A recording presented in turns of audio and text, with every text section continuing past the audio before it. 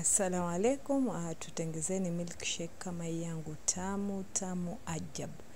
Hii baada ya iftari saa daku mwenye upate milkshake yako kama hii unywe, mashallah utaenjoy sana. Tutengezeni hapo. Nachukua pepros yangu, nikachukua jagi langu, nikatia, unatia kiwango kile unachopenda mwenye, kwa maana hii pepros ni sukari. Ina sukari.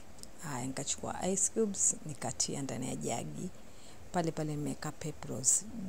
Ice cube ni kiwango mwenye kile unachotaka. Alafu hapo naeka maziwa yangu. Nimechukua maziwa fresh 500 ml pakiti 2.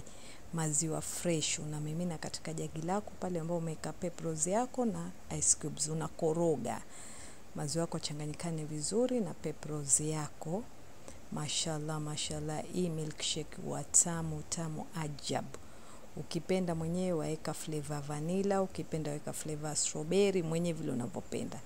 Haya hapo na mimina mwenyewe katika glasi yangu.